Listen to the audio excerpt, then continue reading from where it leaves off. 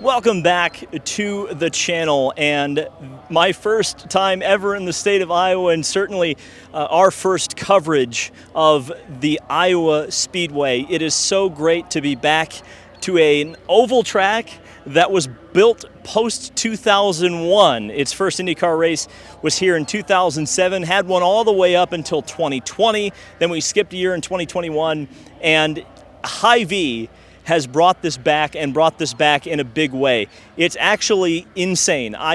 The first IndyCar race I ever went to was 2002 Indy 500.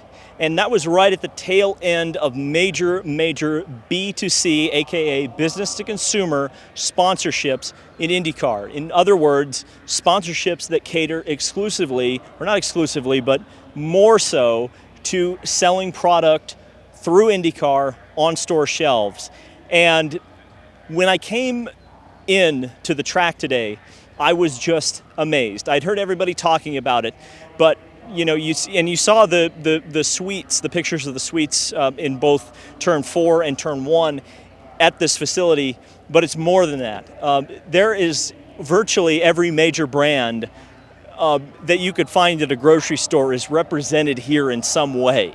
And the fact that Hy-Vee has managed to pull that off, bring brands, and I would very much assume that people from those brands will be in those suites come tomorrow and Sunday. This very well could be one of the most important IndyCar races in a very long time, and certainly as someone who gets a paycheck from Google, it's amazing to see the Google logo. Obviously, we've seen it on Jack Harvey's car throughout the year, but the prominence of one of the most important and recognizable companies of the 21st century, I don't think that should be understated in any way. This is a huge deal, and Hy-Vee, unironically, is probably one of the best things that's happened to IndyCar in a very long time. And the fact that they've brought back Iowa Speedway, a short oval in which we are so desperate for any kind of oval track racing in IndyCar racing, this is the type of racing that sets IndyCar racing apart from its counterpart, Formula One. And I think IndyCar should capitalize on that more, not move away from road racing. In fact, I wouldn't even reduce the amount of road racing tracks at least represented on the schedule. Maybe cut one Indy GP race next year, but I think you need that mix. And right now the scales are tipped a little too far in favor of the road racing, in my opinion. Well, we had an hour and a half of practice today for IndyCar. But first I want to talk about Alex Palou. I know I've talked about him a lot recently, but today I actually got an interview with Alex.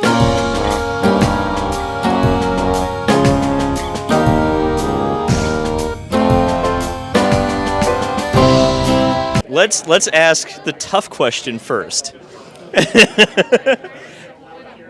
As a driver for Aero McLaren SP, yeah. I mean, how do you feel about a lot of this drama going around with Alex Palou? I mean, it's got to, even if it doesn't truly affect you, it's got to affect the team in some ways. I mean, what's kind of your read as an outsider on this situation? I'm trying to not even pay attention to it because it's not my issue.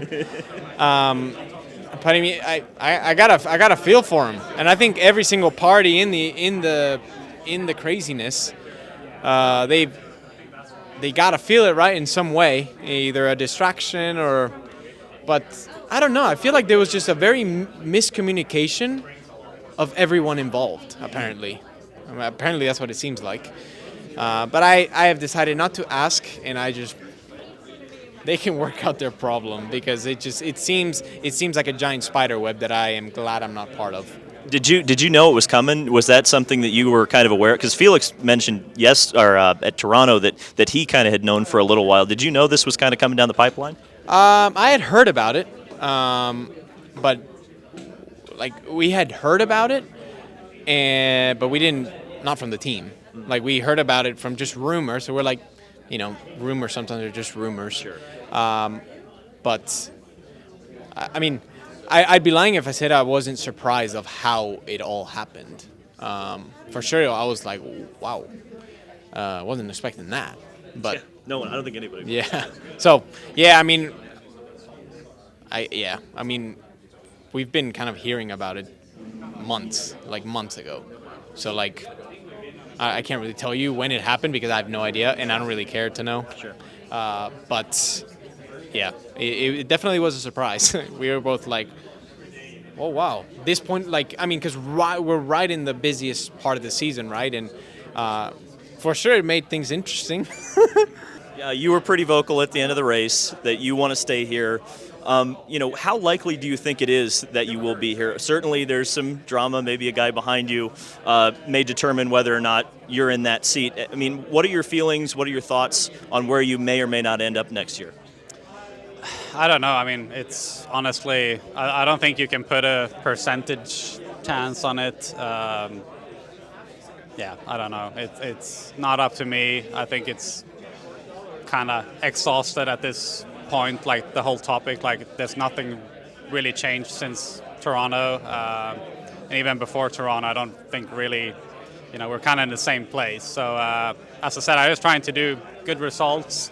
I think that's always going to be helpful no matter what happens, and I'm just really enjoying right now. Like which is good. I think the whole thing is obviously stressful, especially when you're at home and you're trying to deal with this. Trying to figure out what's going to happen. But when you're at the track, I just feel like it's great. It's like I love it. It's been so much fun the last couple of weekends, and that's just kind of what I try to focus on that and keep doing well. And like I said, we did have an hour and a half of practice today. Let's look at the top 5 for today. Will Power on top at 173.2 miles per hour. Connor Daly, who was fast in testing, just behind him, also at 173.2. He was on the pole last time we were here. Scotty McLaughlin, he was so fast at Texas, has carried that through to Iowa. Alex Palou, who said he's not very comfortable on these sorts of tracks. You wouldn't know it from that time at 172 miles an hour. And Pato Award rounding out the top 5 at 172.6. Other notables are Marcus Ericsson in 6th, Graham Rahal in 8th, and Jimmy Johnson in P9. Also Scott Dixon, P10, looking to break Mario Andretti's record this weekend. So I also talked to a few other drivers, and one of my more popular segments, it seems, when I'm on these trips is the driver interviews. And here are a couple. Hopefully they're good insight, and if they're not, well, it was my fault. So we've seen over the course of history, this race has kind of been a short race, and then it was a long race. We're running both of those races this weekend. How do you think the first race is going to differ from the second race, strategy-wise and race-wise? I don't know. I mean, when we went through kind of some of these oval double headers during COVID, it's tight, so you'd like to say people, cool their jets a little bit in the first one, knowing that we've got to go do it again tomorrow and there's not that much time to fix or prepare a car. But at the start of the first race last time we did a double here, there was a big crash right off the start. So,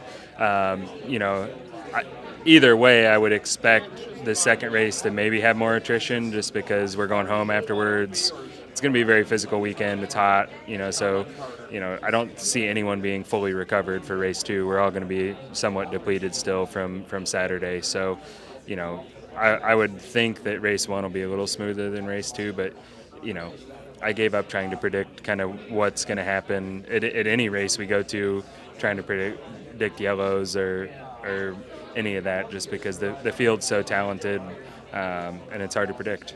You brought up the physicality. I mean, can you even describe how difficult this is going to be to do 2 races in the summer heat? It's going to be hard. I think this will be pushing the limits of, what we've raced this current spec in heat-wise. I think the Harvest GP a couple years ago was quite hot.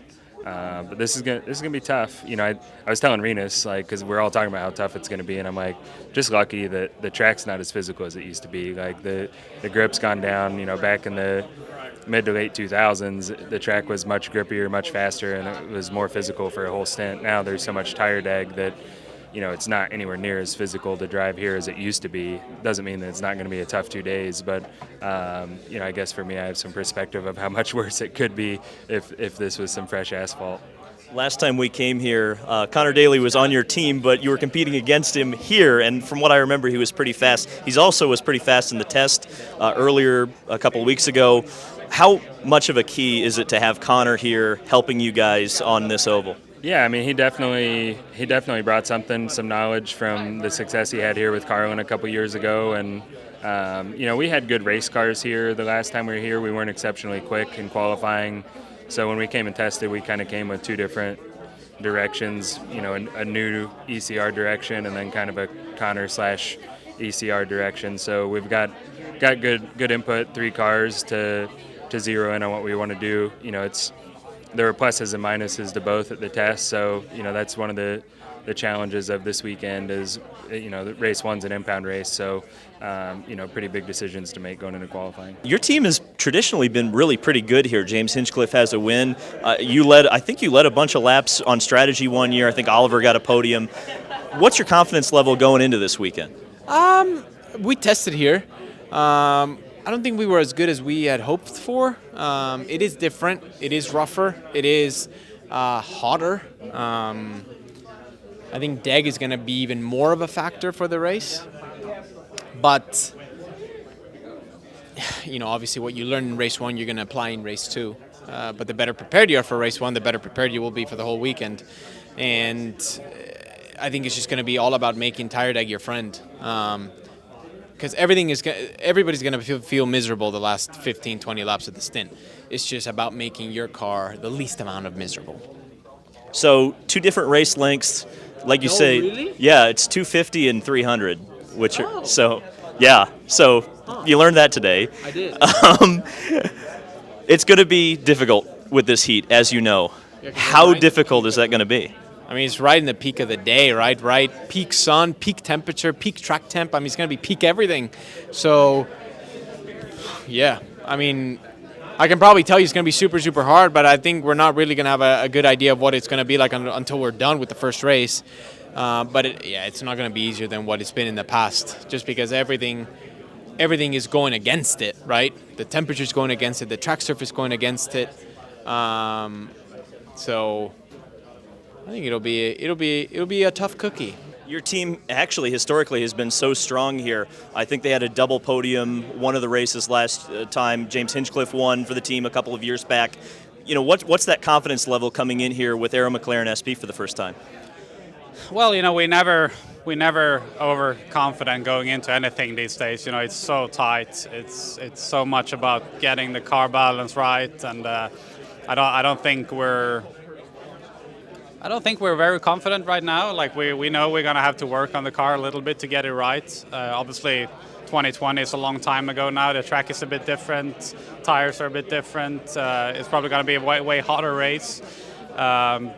But yeah, I'm pretty confident right now in our team that we can always, if we don't start off well, we'll fight back and we'll be there, for the race. So that's kind of all you need. So we'll see how it goes today to start with. As I said, no promises that we'll be as good as last time, but yeah, good. Historically, we've been pretty good here. Yeah. 2 races. Topic seems to be physicality and how physical that second longer race is going to be in the heat of the day. What are kind of your thoughts on that? Yeah, I mean, I think it's a bit personal. Like, I've never really struggled with the ovals physically. I think it's like if you can relax in the car, it helps a lot. Obviously, this is going to be way hotter than we've ever experienced. I think Texas, like the first time I went there, was very hot, and that's probably similar to this kind of temperature. But yeah, we get quite a lot of airflow on the ovals, obviously because of the speeds we're doing. But yeah, I think doing 2 back-to-back, like mentally, it's going to be hard. I think that's the bigger thing. Like, go to sleep, maybe have an ice bath, just try to recover, like eat some food, and then waking up and be sharp again. I think that's going to be key. Like, if you lose your head around here, man, like you're gone. So tomorrow, qualifying for both races at Iowa. And then, of course, it's the first of 2 races at Iowa, 250 laps tomorrow, 300 on Sunday. It should be very hectic and exciting. 25 cars out here is going to be pretty crazy. And the reason we don't have 26 is because the AJ Foyt Racing number 11 that would have been driven by J.R. Hildebrand here ran into a couple issues, actually. Issue number 1, of course, you all know about is the Rocket sponsorship. But the other issue is that Kyle Kirkwood tubbed his primary number 14 car in a crash at Mid-Ohio. So The car that is being run by Kyle Kirkwood is the former Tatiana Calderon J.R. Hildebrand car. Pretty interesting stuff, to say the least. All sorts of things happening here at Iowa Speedway. I've been trying to track down more information about the Alex Palou thing. It seems like it's situation normal right now, at least with Chip Ganassi Racing. But there's a whole lot more things that I think are yet to be uncovered. And oh yeah, we got a race tomorrow.